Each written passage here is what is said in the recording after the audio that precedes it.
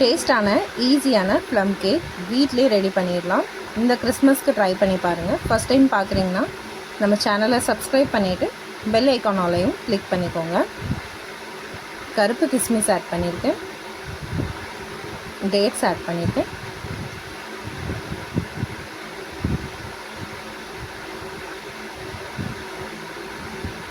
கிஸ்மிஸ் ஆட் பண்ணிக்கலாம். இதோட கட் பண்ண காஜு பாதாம் ஆட் பண்ணிக்கலாம்.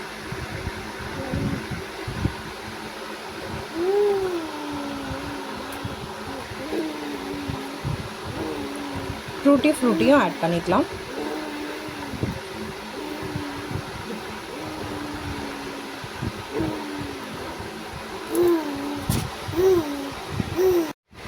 ஜெரியும் ஆட் பண்ணிக்கலாம். இதோட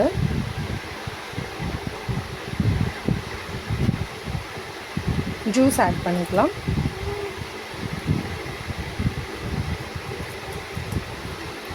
இதை ஒரு 2 to 3 மணி நேரம் நல்லா ஊற வச்சிடலாம்.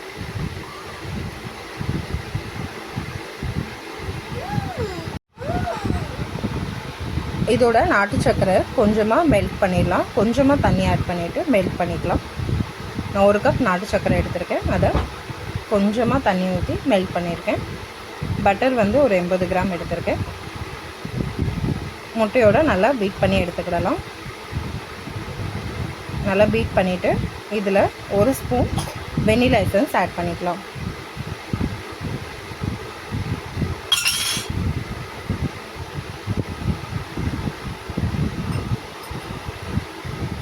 ஒரு கப் கோதுமை சளிச்சு எடுத்துக்கிடலாம். பட்டை, ஏலக்காய், லவங்கம் 3மே மிக்ஸி ஜாரில் பவுடர் பண்ணி ஆட் பண்ணியிருக்கேன். இதோட சுக்கு பவுடரும் ஆட் பண்ணிக்கலாம். ட்ரை ஜிஞ்சர் பவுடர் ஆட் பண்ணிக்கலாம். 1/4 tablespoon baking soda, 1 tablespoon baking powder add பண்ணியிருக்கேன். மில்க் பவுடர் ஆட் பண்ணியிருக்கேன். ஒரு 2 டேபிள் ஸ்பூன். ஒரு 2 tablespoon chocolate powder add பண்ணியிருக்கேன். Cocoa powder.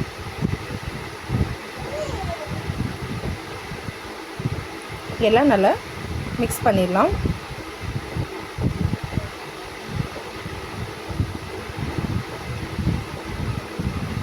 இதோட நாட்டு சர்க்கரையும் ஆட் பண்ணிக்கலாம்.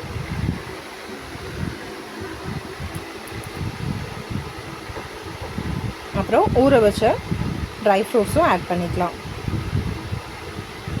இதெல்லாம் நல்லா மிக்ஸ் பண்ணி விட்டுடலாம். லம்ஸே இல்லாமல் நல்லா மிக்ஸ் பண்ணிக்கலாம். ஒரே சைடில் நல்லா மிக்ஸ் பண்ணிடலாம்.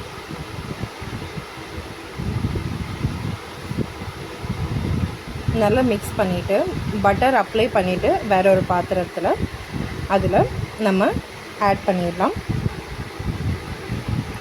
இப்போது மேலே ட்ரை ஃப்ரூட்ஸ் எல்லாமே ஆட் பண்ணிவிட்டு பேக்கிங் பண்ணி எடுத்துக்கலாம். உப்பு ஆட் பண்ணிவிட்டு ஒரு பிளேட் வச்சுட்டு அதுக்கு மேலே நம்ம இதோட கேக் பேட்டரை வச்சிடலாம். பேக்கிங் டைம் பார்த்திங்கன்னா 35 to 40 மினிட்ஸ் ஆகும். அவ்வளோதான், டேஸ்டான ப்ளம் கேக் ரெடி ஆயிடுச்சு. நீங்களும் ட்ரை பண்ணி பாருங்கள்.